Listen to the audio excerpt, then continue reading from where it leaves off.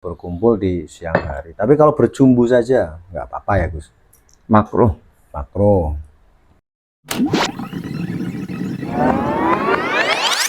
Assalamualaikum warahmatullahi wabarakatuh. Waalaikumsalam warahmatullahi Sehat Gus? Sehat, alhamdulillah. Alhamdulillah. Nggak berasa Tawa ini. sing takon. Loh, pripun niku?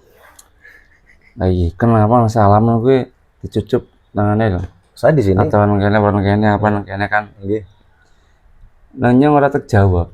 Kenapa Gus? Wonge tek barene gari salaman. Nggih. Salamaning. Lah baru terus nyong kayak gini. Oh, bagus lah iki. Mau ngasih guyu. Iya nyong bagus. Nah, nggih. Tapi itu memang sunnah Gus. Jadi bentuk penghormatan. Penghormatan. Tapi sunnah mboten? Iya sunnah juga. Nanti begitu salaman ketempel lamarnya. Iya guys, paham salah. Ya, ini salaman ya, jadi paham Bapak, nyucup tangan ataupun meletakkan setelah salaman meletakkan di mulut ataupun di dahi itu menjadi bentuk penghormatan daripada meletakkan tangan di belakang. Jadi Muhibbin Kiai Ike Tribun yang berbahagia dimanapun Anda berada, alhamdulillah puasa ini sudah hampir 1 minggu ini Gus, nggak terasa dan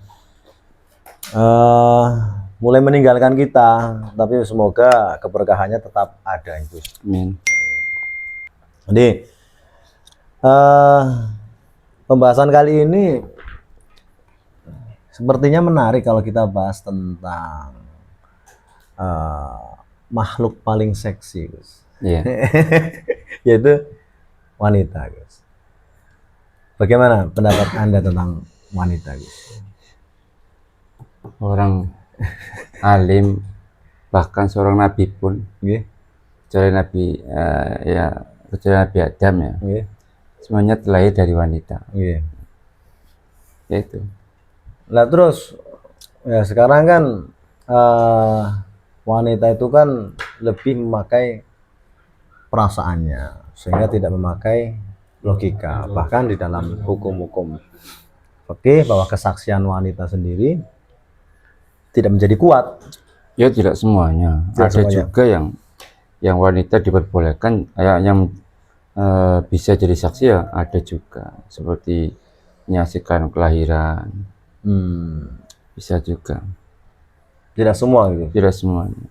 Ada juga beberapa hal yang wanita persaksiannya diperhitungkan. Iya. Tetapi ada apa ini sebuah ungkapan? Apakah ini hanya sekedar informasi bahwa katanya wanita makhluk yang tidak bisa dipercaya? Itu kan kata sebagian orang bijak. Kata sebagian. Ini nyari aman, Gus. Jadi ada sebagian orang bijak itu mengatakan, saya telah mengumpulkan 40.000 hadis. 40.000 hadis. Ya, dari 40.000 hadis itu saya pilih lagi menjadi 4.000 peros. Ya. Nah, dari 40.000 ya. Jadi 4.000. Dari 4.000. Kemudian jadi 400. Diperes lagi jadi 40. Peros lagi. Peres jadi 4. Yang saya hafal yang nomor 1 itu. Nomor 1. Nomor 1 itu dalam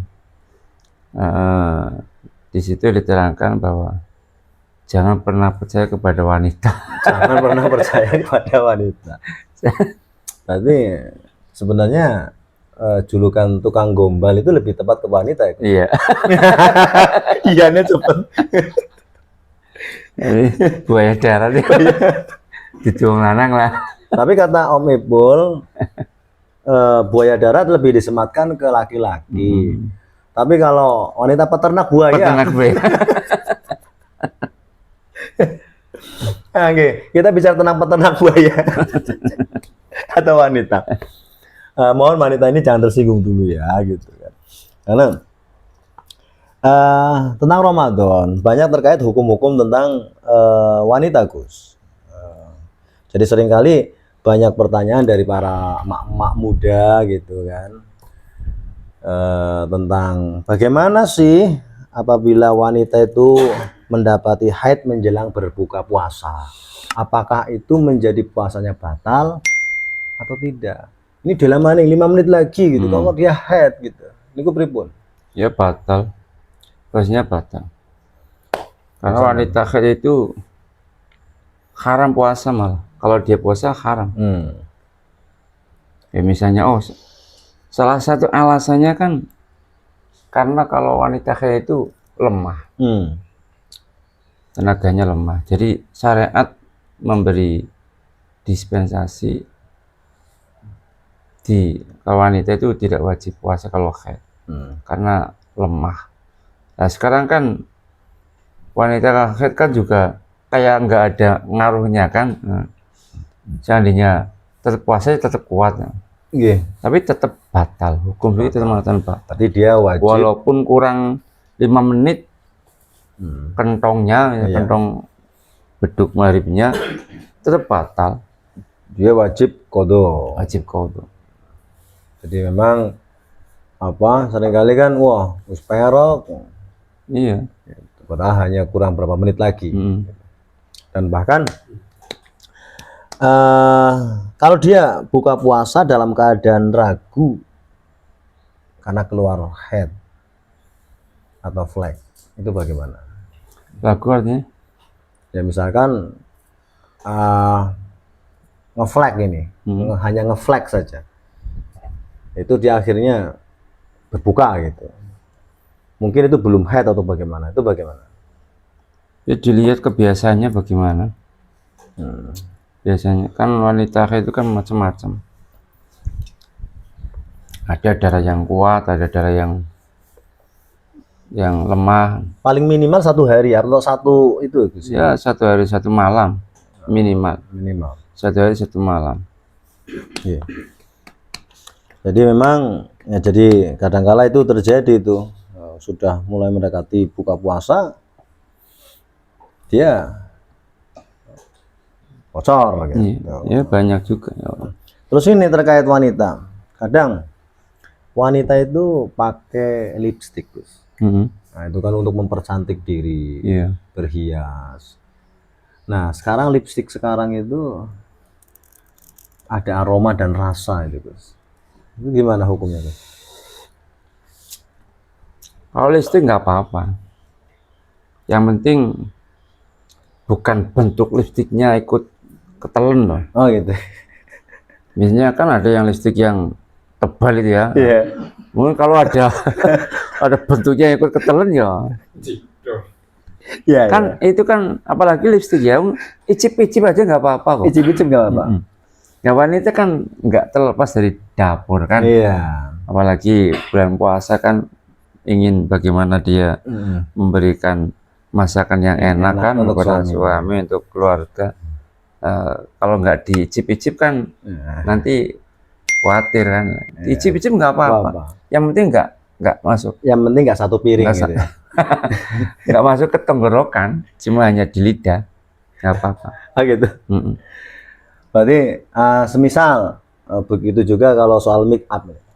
Tadi lipstik ternyata tidak menjadikan batal puasa gitu. Walaupun itu ada aroma rasa ataupun karena yang masuk mungkin itu bukan bentuknya tapi bekas atau asar. Sama dengan orang berkumur lah. Kalau berkumur lagi puasa, berkumur kan tetap disunahkan. Yang penting tidak terlalu keras, tidak terlalu keras.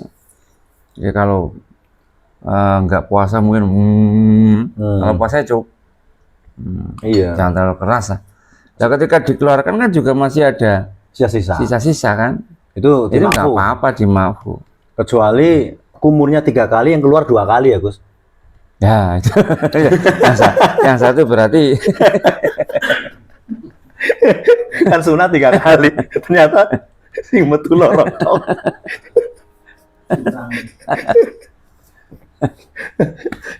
Nah, menggunakan celak, Gus. Celak itu kan kadang, atau celak atau obat tetes mata yang kadang ngerasa pahit loh di tenggorokan. Batal nggak, Gus? Dulu kan kemarin pernah disebutkan bahwa maksudnya benda yang ke dalam bagian tubuh dalam yang tidak itu tembus. yang tidak tembus kan begitu, udah pernah dibahas. Ya, maksudnya ini kan ada obat tetes mata gitu kan. Tapi berarti kemarin keterangannya kan infus nggak ada masalah gitu. Walaupun itu isinya sari makanan gitu. Infus atau suntik. Infus yang bukan lewat hidung loh. Oh iya. Kalau lewat hidung berarti tetep jalan tembus itu iya. batal. Nah, terkait gini Gus. Ini memang kemarin sudah kita bahas, tapi lebih saya pengen perjelaskan. Ini masih ada hubungannya dengan persoalan wanita. Jelas kita tahu bahwa puasa itu adalah menahan syahwat di siang hari. Suami istri pun tidak boleh berkumpul di siang hari. Tapi kalau berjumbu saja nggak apa-apa ya Gus. Makruh. Makruh. Makruh. Tapi kalau misalkan gini Gus, batal puasa dulu terusan jima itu bagaimana?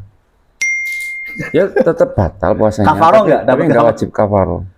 Oh, berarti dibatalkan puasa dulu? Iya. Sama dengan musafir juga. Misalnya musafir, dia membatalkannya bukan dengan jima loh.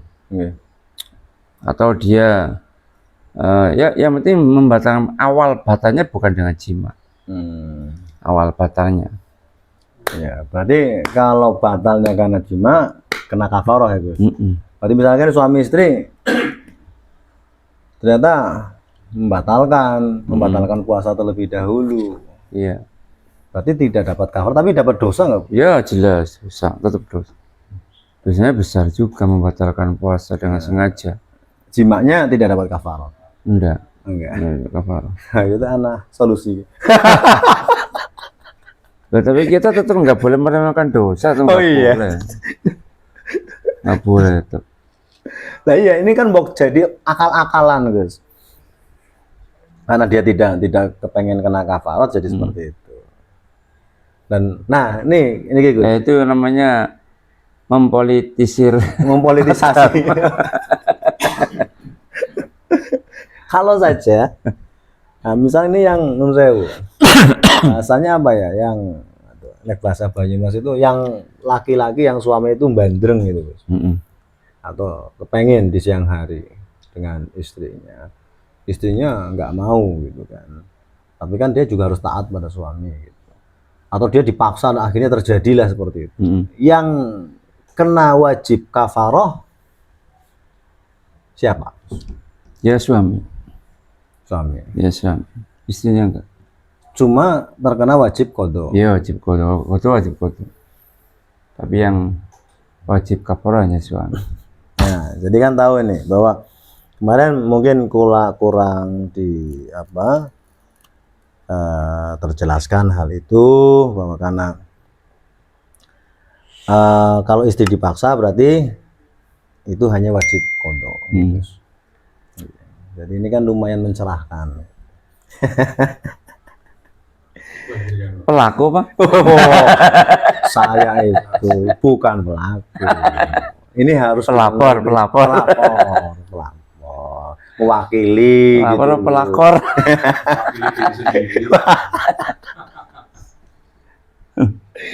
Nah gini Gus, ada orang dia tanpa uzur apapun dia meninggalkan puasa. Terus bertahun-tahun lah dia nggak melakukan puasa Ramadan. Kemudian bertobat. Ada kewajiban qadha? Tetap wajib. Tapi dia udah nggak tahu berapa itu. Ya kan bisa diingat-ingat tahun berapa, usia berapa dia.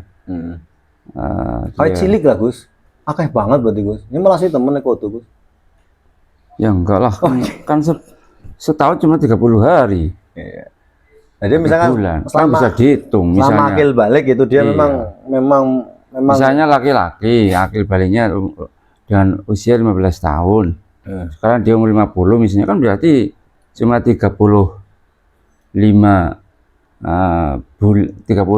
bulan kan. Kan bisa dihitung 35 bulan. Nah, setelah dia akhirnya bertobat, bertobat, oh iya aku gemen ora tau nglakoni sholat, ora tau nglakoni puasa. Paling itu yang perlu diketahui, kalau dulu dia meninggalkan itu tanpa uzur, ya, tanpa uzur loh, artinya memang karena dia waktu itu masih nakal, ya, maka kalau dia meninggalkan tanpa uzur, qadhonya wajib seketika. Wajib seketika. Iya, artinya begitu tanggal 2 Syawal, dia harus langsung qadho. Kalau karena uzur kan boleh nanti-nanti. Yang penting nggak ketabrak bulan puasa depan kan. Misalnya sampean sakit 5 hari nggak puasa, Gampang boleh, lah, boleh nanti boleh. Tapi kalau tanpa uzur, dia meninggalkan puasa tanpa uzur atau sholatnya itu tanpa uzur, itu harus seketika. Berarti tanggal 2 Syawal harus mulai nyaur. Iya pada sing pada nakal-nakal. Wonge teko apa? Sian deh lu. Wonge teko apa? Wonge teko. Jadi dibedakan antara dengan uzur dan tanpa uzur. Sama dengan orang yang kesiangan. Kalau dia kesiangannya itu tanpa uzur, ya, dia harus langsung qadho. Misalnya, dia udah mendengar azan subuh loh. Tapi karena malas, tidur lagi kan, bangun-bangun jam 6 atau jam 7.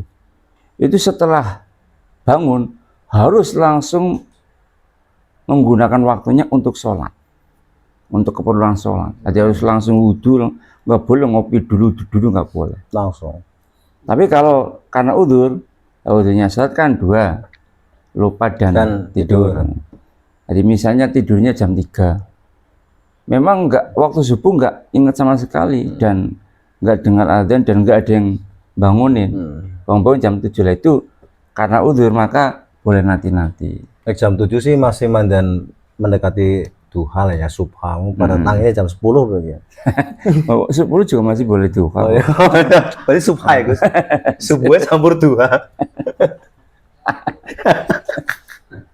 Nah kalau sholat itu kan kalau seketika itu, kalau apa nggak ada udzur dia harus seketika wajib qadha. Contoh misalkan dia tidur waktu zuhur, dia tahu sudah ada adzan, terus tidur, terus bangun-bangun mungkin layah-layah dulu lah ya, layah-layah gitu kan, mungkin habis pulang kerja ataupun apa, layah-layah gitu. Terus bangun-bangun asar. Ini apakah sholat asar dulu apa langsung qadha zuhur dulu? Kalau tadi saya sampaikan kalau tanpa uzur harus yang zuhurnya dulu. Ya. Terus itu pun kalau waktu asarnya itu masih omber lah, masih lapang. Kalau waktu asarnya sudah sempit, maka harus asar dulu. Karena nanti kalau zuhur dulu, asarnya ikut qadha juga. Jadi kalau waktu asarnya masih lapang, masih omber, ya yang qadha dulu. Iya. Waktu yang terlebih dahulu. Kalau memang waktu asarnya masih omber, asarnya sudah sempit, harus asar dulu. Nah terus kalau ini bicara qadha lagi, kalau puasa qadha itu bisa nggak digabung dengan puasa sunnah? Boleh, bisa. Misalkan, aduh aku harap ngodho tapi sisan gawe Senin Kemis lah. Boleh. Niatnya gimana? Ya, niat puasa misalnya barengi dengan puasa Senin Kemis, ya tentu niat puasa qadha dan puasa sunnah Senin Kemis. Jadi itu di situ ada 2 pendapat ulama. Ulama ada yang mengatakan dipisahkan karena niat nggak boleh disekutukan.